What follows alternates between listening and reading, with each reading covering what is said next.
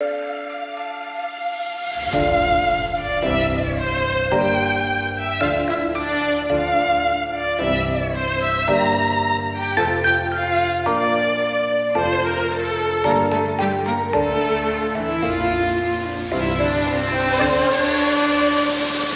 one ever sees me, I'm losing every battle. No one ever sees me, I'm losing every battle. No one ever sees me, I'm losing every battle. Can somebody save me, I'm losing every battle.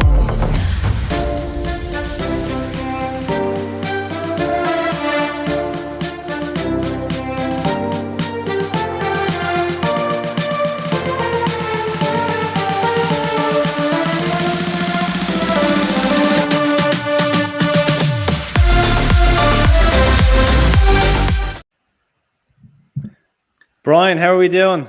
Keeping good, man. Loving that new countdown. Yeah, I was playing around with that earlier in the week. I didn't know if the music was going to change like that. I'm not going to lie. I probably should have listened to it all the way through there. It was like, I loved it. I really liked it. It was like Did a you, mixture yeah? of Lord of the Rings / Drake or something like that. It was very interesting. Yeah. Right, so we'll keep it for a few weeks anyway until we hear otherwise. Let's Get run some with more it. feedback. Finish out 2021 with it. Yeah. How's your week been? Good, yeah, really good. Yeah, good stuff. So in terms of target wise, I got 2 out of 3 again, and it's Lovely. a definite trend emerging for me. It's the long term stuff I'm just not getting to. I'm still stuck in the reactive stuff, and it's all good stuff, getting stuff done and all that.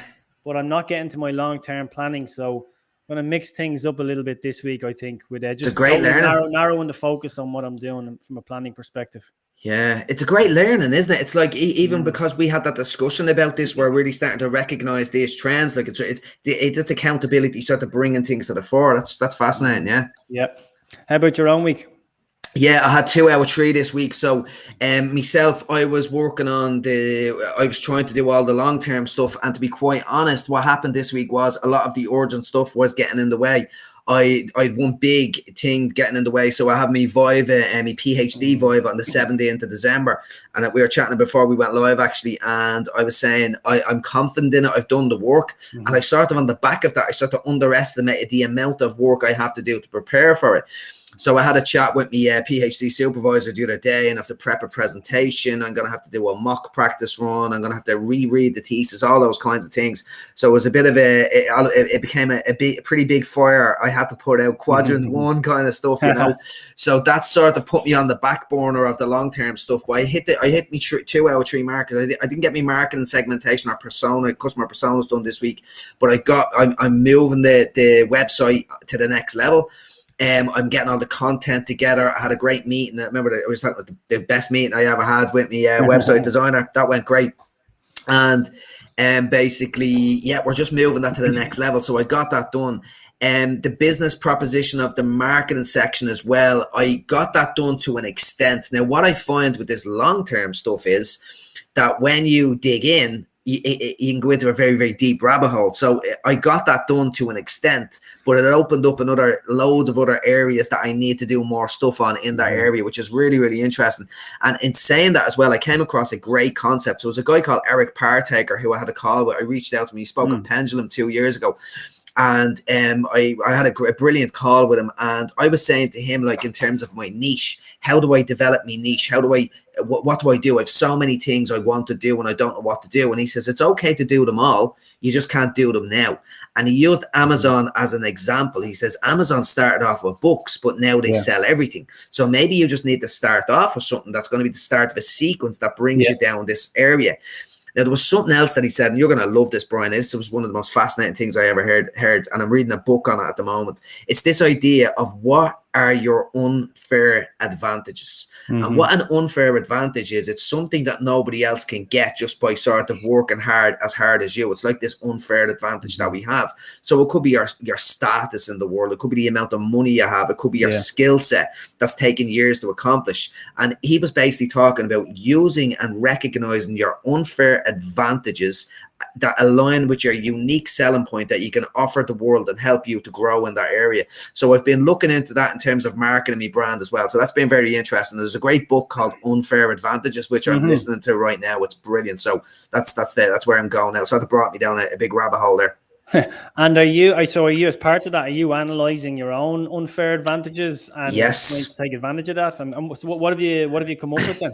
Yeah, so the first thing that I always thought of, because when I reached out to mentors and stuff like that, I sort of got lots of mentorship off people that has really launched a big aspect of my career. And I remember trying to tell other people, like, you can do that as well. But the one thing they always came back with, well, you have your story, you have your story, you have your story. And I'm sort of trying to leave my story behind, like the addiction element behind, to move to the next chapter of my life. But I just had this realization that is my unfair advantage.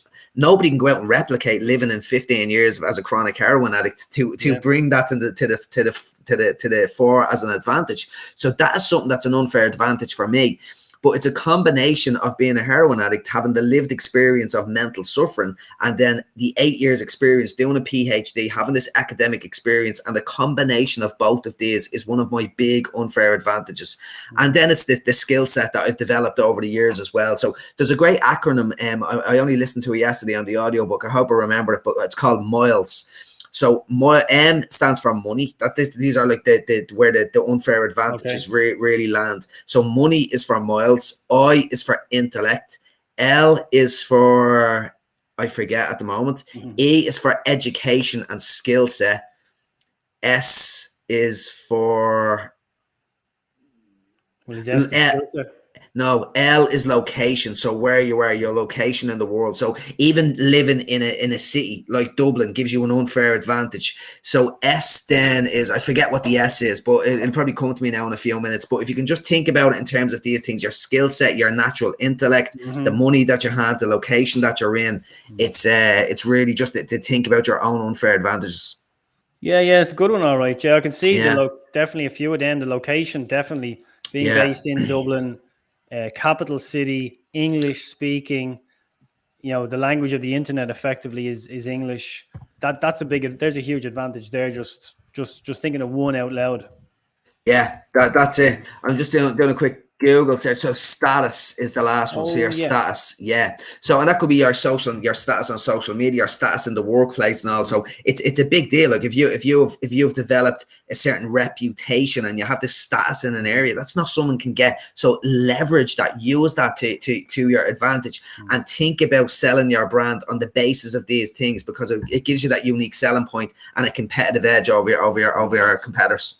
I can see, so it's something you can work on, but I can see it being a little bit disheartening for some as well, where some people already have this advantage, especially, the money, the status, the family connections previously, perhaps that can be a little off-putting to some, can't it? But at least you can change your own circumstances. You can change it, but you know what the thing is, Brian? This is the interesting thing as well. So you can't really change your unfair advantages. They are, like, you can't. It takes time to build money, and that's not an unfair advantage anymore, because anyone can try to build the money.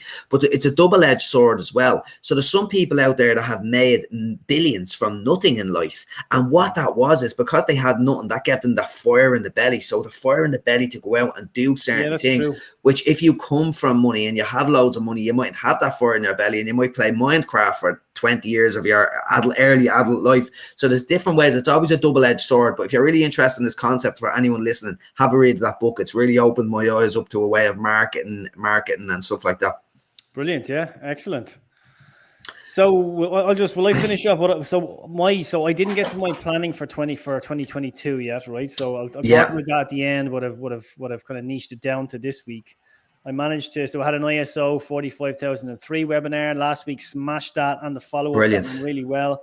And then the preparation I'm in the middle of kind of 3 workshops at the moment. So one of them done this morning, 2 tomorrow. So that's all going really well. And I feel prepared for all of them as well, which was excellent. Kind of where I wanted to be as well. So delighted with that. Yeah. I didn't get to mention it last week as well, probably because of a coughing fit, but I also had down the this innovation fund application for Parkit, which I managed to bring on to the next level. So I got that kind of submitted, at least submitted for review before we submit the final application. So that's all done. So very productive week. It's Excellent. just that long-term stuff that I'm still missing out on, which we might chat a bit more about it in this. A bit, definitely. It's going to feed into the topic this week. But one thing about that, Brian, I think preparation really does fall into that quadrant 2 sector as well. It's more the short term, long term stuff, but preparing, getting stuff done, content creation. So I think you're in that bracket. You're just borderline on the different things. I think you're in a good space for that. Good stuff. So this week we're going to talk about saying no and the importance of saying no. And kind of the first thing that struck me was about this is it's a really nice position to be in, isn't it? Or to be able to have come so far. Like in the beginning, I guess, well, certainly when I was starting out, you couldn't really say no to any opportunity. Because you're just trying to make a name for yourself. You're trying to build that status that you're talking about, that reputation. So it was very difficult if at all, if you could even say no, you wanted to take every single opportunity. Whereas free work and all. Yeah. Exactly. Yeah. Whereas now I think we've come, so we're in the lucky position there where we can actually, we need to say no to certain things so we can prioritize other areas and get the priority tasks done. Yeah, it's so critical, isn't it? It's important to be grateful. I think that's a really great point, because at the very start, I was just doing free talks. I was begging people for opportunities, like begging for opportunities, literally. And it gets to the stage, and I remember I chatted to you about that before. I was chatting to Greg McKeown, who was a big proponent of saying no. He wrote the book Essentialism to make the primary essential, make the things essential in your life and focus on those key things. And he said to me at the time, he says, you're not there yet, but beware of the paradox of success, because all of a sudden you have so many opportunities coming at you now, and you need to focus on what is the important things, what's going to move the lever for you, what is the important things that's going to move the needle for you. So it's a great position to be in, but then you've got to develop the skill set to know when, why, and how to say no. And I think that's absolutely critical, and it's something I still struggle with on many levels. I only made a mess of something this month that I should have said no to, and I didn't.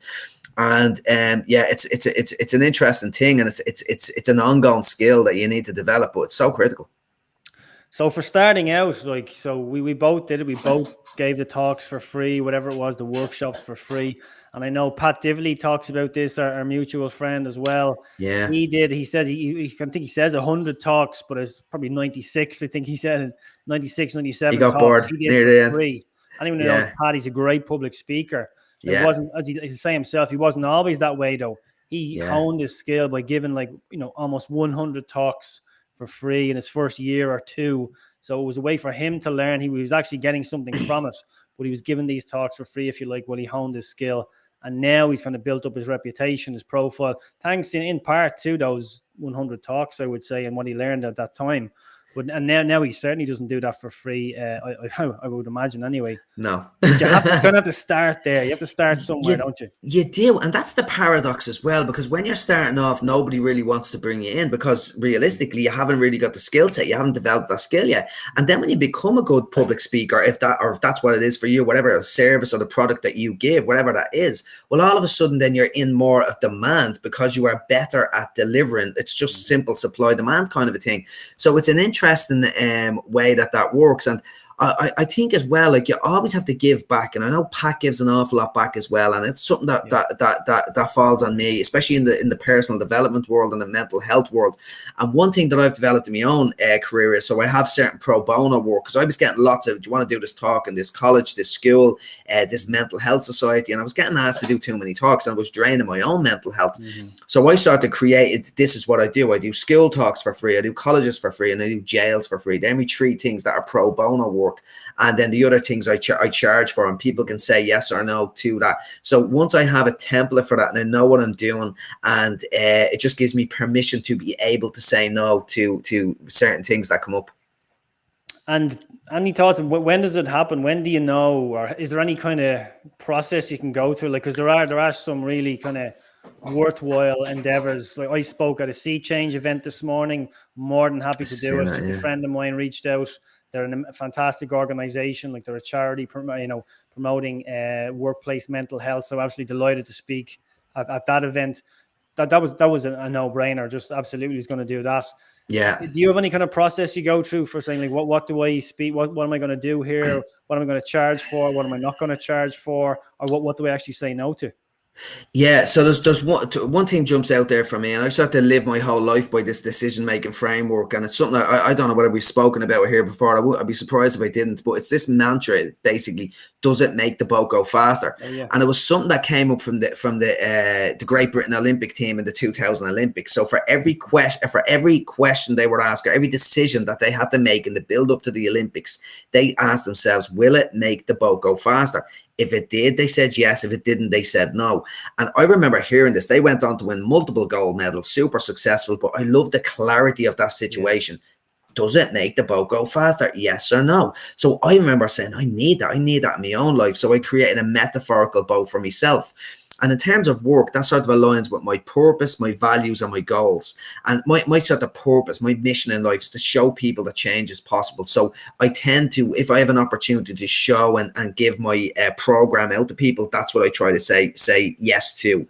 In terms of my goals, so my PhD was a big goal. My speaking career was a big goal. Selling my courses, they're the big career goals that I have. So if I'm asked to do something that aligns with that, I say yes. If I don't, I say no. Most of the time, it depends as well.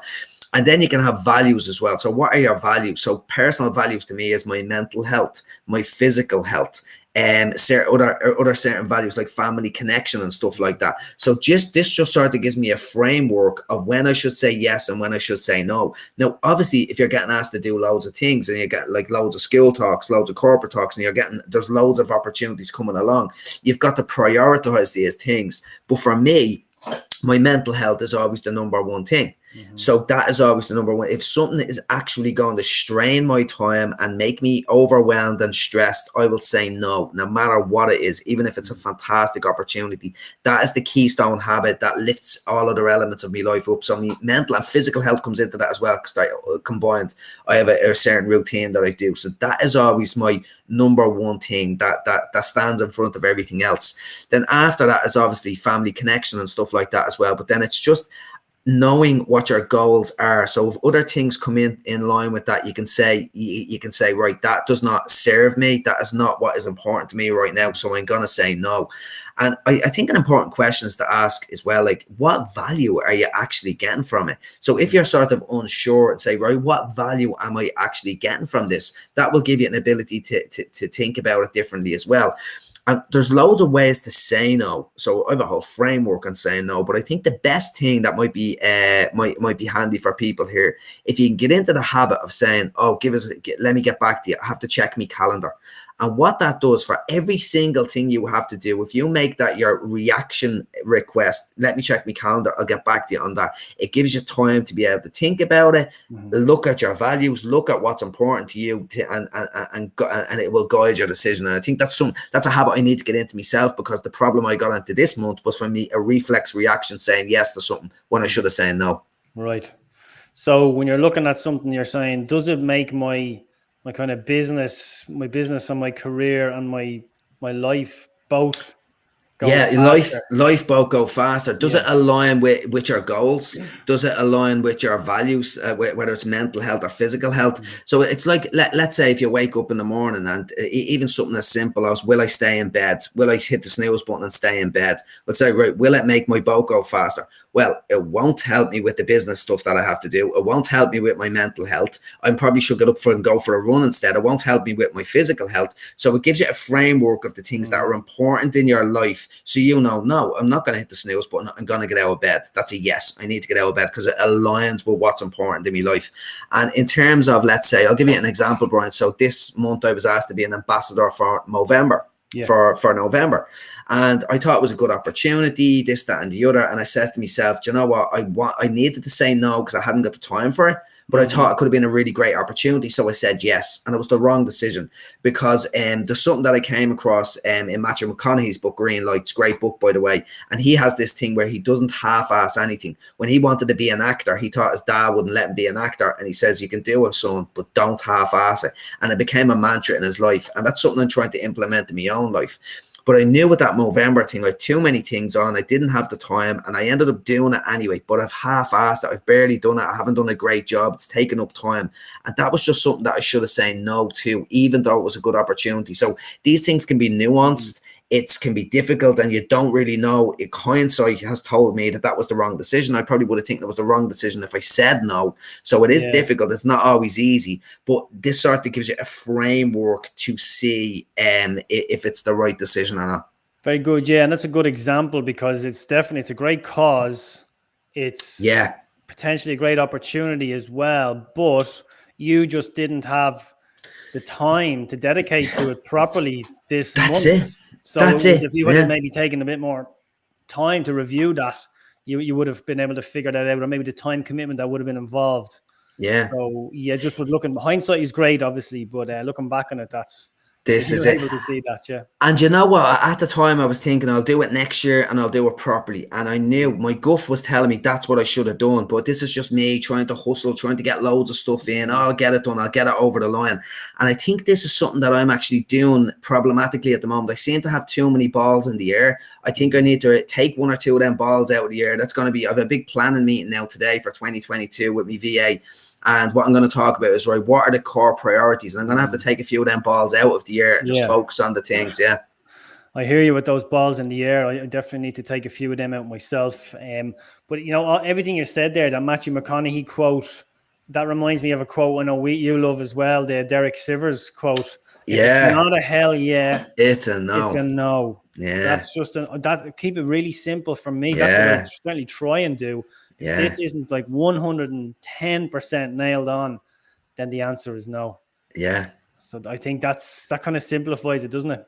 Yeah, it's great. It's great. And there was another, I remember I first came across that in Tim Ferriss's book, Tribe of Mentors, was Derek Sivers. And I love Derek Sivers, by the way. He's great. And there was I think Tim Ferriss sort of added on to that as well. And what he said was, right, so if you're unsure, rate it on a scale of 1 to 10. It says if it's an 8, 9, or a 10, it's usually a yes. If it's a 1 to 6, it's usually a no. So should I do that? It's a 5. That's a no. 6, no. But he says what happens a lot is that you sort of fall in the middle. It's like a 7. Maybe I should, maybe I shouldn't. Like Movember for me, right? Yeah. But what he said was, if it's a 7, it's always a no. They're the worst kind. You need to get rid of them, because it's usually a fear of missing out, just plain fear or something like that. And you just say yes just because. But he says you've got to cut them out completely. So do that rating on a scale of 1 to 10 and get rid of those 7s, the one that fall in the middle. And if I think a lot of the things that I said yes to that I didn't really want to say yes to, when they worked out in hindsight not to be the right decision, they were all 7s. Were they? Yeah, definitely. But here's one thing that's worked for me. It's kind of related, is the amount of people that used to reach out and asking, and I don't know how many people now, but maybe a high enough percentage would have been just asking for a free talk or something like that. Yeah. And to almost nip that in the bud, what I've done is, and it sounds so simple, is I just have price for everything I deliver now. Anything we deliver at the Workwell community, there's a price for it online. You can easily find it. Yeah. So the word now, they're not, so there's nothing for free up there, if you like. Even though if someone contacts me like Sea Change, happy to do that, delighted to do that. Yeah. But people know, if they're looking for, if it's a particular workshop, if it's a particular course or something like that, the prices are all up there. Everyone can see them. So it just cuts out a lot of the questions, like having to say no, really. It's all up there. People can see it. And then usually people that are contacting me they know what's involved. They know the fees, and they're just looking to get some kind of engagement. Yeah, it's really weird as well, Brian, isn't it? I think in the world of personal development and wellness and stuff like that, people, it's sort of, there's an expectation that you should do stuff for free. But it's like, and what other business? Like, it's a business at the end of the day. It's really interesting. Like, what would you go to some hairdressers and say, oh, well, what you call it? I'm this, with any chance of giving us a free haircut? Like, it's not what you get. And there is this sort of expectation around that. And I think that sort of makes it difficult to say no to these things, because you're sort of thinking as well, if I'm asked to do a talk in a school and there's potentially one kid in that school that I might have really planted a seed with and really making a difference, it can pull at the heartstrings. And I think because it's close to home, it's emotion related kind of stuff, it can make it quite difficult as well. So to remove those barriers and to impact your own mental health, I think it's really important to have something like you said yourself. I need to get something like that together myself. I'll get that up on the new website. Put a value on your time. your value in your time. Yeah. Yeah. If you don't value yourself, no one else will. That's the reality of it as well. Exactly. Yeah. Mayor, what are your targets for this week? The targets for this week. So I'm going away from the the long-term targets, because I was hoping to really dig deep into the market and the brand and the website and the business proposal and all these major long-term things. But the reality of it is other things are getting in the way. So I'm taking a leaf out of your book this week as well. I'm going to Cavan for 2 days. So R&R is a big priority. So I'm in Cavan on Monday and Tuesday. I'm going to switch off, chill out completely, and just knock off. That's one of my big ones. My second one is to read and finish the book Unfair Advantages. So it's going to be around the market and stuff. So that is that's one of those long-term things. It is quadrant 2 stuff I'm learning, and it's the stuff you have to do. Like reading books is absolutely critical. So I want to get that book read, done and dusted. And then the third one is to finish my Leo quote. So I nearly have my 3 quotes in for the website. I have the Leo thing finished, so I'm hoping to get that sent off. Boom, sent off to things. So and the big one, I have another big one for this week. Actually, I still have 4, which is away, but it's my PhD prep. I'm going to have to get my presentation put together for my PhD Viva presentation. So 3 sort of, let's take the R&R out and go. I'm doing that either way. So let's put the PhD in there instead of that. They're the 3 goals. No, that's a nice one. You've got a nice kind of balance in there this week, I think. Yeah. And reading, reading is something I've dropped off on. I used to be a massive reader. Same here, Brian. Yeah. The only time I get me reading in is in the audiobooks in the car, but I need to, I used to have an audiobook and a reading book at the same time. 2022, that is a huge focus for me. Like, I'm gonna get back in. One thing I always think of, like if you think of the greatest minds that have ever lived, they've left their greatest messages in the spoken word or in the written word, like the best messages from the greatest minds. So we're always looking to talk and connect and link with these people, but it's all in the books. Like they're so powerful. It's all there. It's all there. Yeah, we spoke about mentors recently enough, and some of the best mentors out there are still alive, or maybe they've passed, but they've written everything down in a book. Written everything down in a book. Yeah, it's all there. What's your 3 for this week? Right. So this week, kind of reducing 2 weeks in a row, I've missed my planning for 2022. So let's be realistic. I'm probably not going to get to it this week. You've got a lot on this week. So I'm looking at my communications plan between now and the end of the year. We've got a lot of stuff I want to get out there, and that'll help me focus on 2022 as well, and what I want to line up for 2022. So I think that's almost like step 1 in my 2022 planning. So that's what I'm doing, the comms for the rest of the year. I'm going to look after my students that are in my course. I got a lot of new students into the 8 Steps to Embedded Culture of Health course. Lovely. So I kind of want to give that a bit my weekly call with them. I want to give that a bit of a reboot, because I neglected that a little bit. I want to reboot that, touch in with the students again, welcome all the new students. So that's what I want to do this week. And then finally, I've got a Tangent Masterclass. Actually, this time next week, I'm doing a Tangent Masterclass in Trinity on it's a sustainable workplace well-being. So we will do this at a different time, but I want to prepare for that and be ready for that and do a good job. So I think we're going to 4 p.m. next week for this. So they're my 3 targets for next week. Lovely, good targets. And something I'm thinking of as well, it's like an ongoing target I'm going to have to keep in mind, and it's just this having it in the awareness, is this saying no and prioritizing what's important. And I think for both of us now, planning into 2022, we're both preparing plans for 2022. I think that could be a key component of that. I think it's really going to be an overriding factor for 2022, is saying yes to the right things and saying no to the wrong things, or whatever moves the boat faster. Big time. Doesn't make the boat go faster. Doesn't make the boat. Great mantra. I wish I came up with it, but I didn't. Well, you own it now. Well, I'm trying. There's a book on it as well. I didn't actually know that, but I remember someone saying there's a book on that. So the guy, the manager of the Olympic Great Britain around team, he wrote a book, Doesn't Make the Boat Go Faster, around all decisions. I haven't actually read it. That's another book I'm going to have to try to read over the summer. Yeah. Nice Christmas present there. Yeah, definitely. Super stuff, Brian. Yeah, have a brilliant week. You too. Have a good one. Chat soon. Enjoy Cavan. Yeah, cheers. Thanks a lot, man. Have a good one. Have a good week. Bye-bye. Bye.